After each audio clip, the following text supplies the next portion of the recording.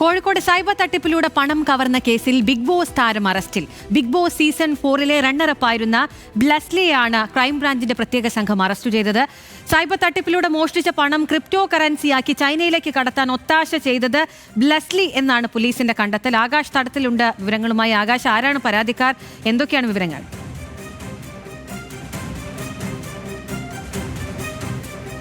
അഖില സൂചിപ്പിച്ചതുപോലെ തന്നെ ഈ സൈബർ തട്ടിപ്പിലൂടെ പണം വാങ്ങിച്ചതിനാണ് ഇപ്പോൾ ബിഗ് ബോസ് താരമായിട്ടുള്ള ബ്ലസ്ലിയെ ഇപ്പോൾ കാക്കൂർ പോലീസ് കസ്റ്റഡിയിൽ എടുത്തിരിക്കുന്നത്.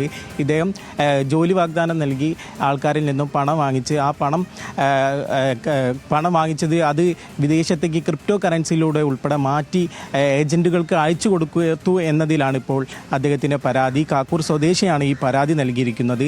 തൻ്റെ കയ്യിൽ നിന്നും വിദേശത്തേക്ക് പോകാനായിട്ട് കുറച്ച് കാശ് ഇവർ വാങ്ങുകയും പിന്നീട് ഇവർ ബന്ധപ്പെടുമ്പോൾ ഇവരെ കിട്ടിയിരുന്നില്ല. ആ അന്വേഷണമാണ് 3 മാസമായി ക്രൈംബ്രാഞ്ച് ഈ അന്വേഷണത്തിന് പിന്നാലെയാണ്. അതിൻ്റെ പശ്ചാത്തലത്തിലാണ് ഇപ്പോൾ 12 പേരെ ജില്ലയിലുടനീളമായി 12 പേരെ പോലീസ് കസ്റ്റഡിയിൽ എടുത്തിരിക്കുന്നത്. വലിയൊരു സൈബർ തട്ടിപ്പാണ് നടന്നിരിക്കുന്നത് എന്നാണ് ഇപ്പോൾ പോലീസ് പറയുന്നത്. കാരണം ലക്ഷക്കണക്കിന് രൂപയാണ് പലരിൽ നിന്നായി ഇവർ വാങ്ങിച്ച് ഇത്തരത്തിലുള്ള പല സ്ഥലങ്ങളിലേക്കും ക്രിപ്റ്റോ ആയിട്ടും അല്ലാത്ത രീതിയിൽ എത്തിച്ചു കൊടുത്തിരുന്നത്. ഇതിൻ്റെ ഭാഗമായി തന്നെ കൊടുവള്ളിയിലും നരിക്കിനിയിലും കൂടാതെ കാക്കൂരും ഉൾപ്പെടെ അന്വേഷണം നടക്കുന്നുണ്ട്.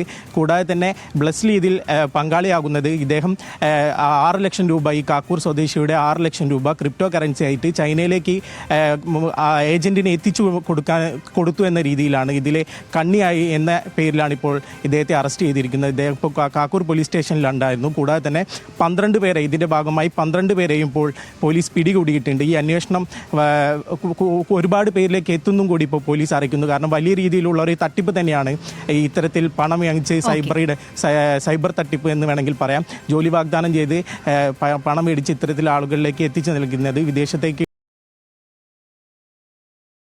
പോവാനായിട്ടുള്ള ആളുകളെല്ലാം തന്നെ ഇവരെ സമീപിച്ചിരുന്നു. ഇതിൻ്റെ ഭാഗമായിട്ടാണ് ഇവരെ ഭാഗത്തു നിന്ന് ഇത്രയും അധികം രൂപ പോയിട്ടുള്ളത് എന്നാണ് ഇപ്പോൾ പരാതിയിൽ പറയുന്നത്. അഖില, ആകാശ് തരത്തിലാണ് വിവരങ്ങൾ നൽകിയത്.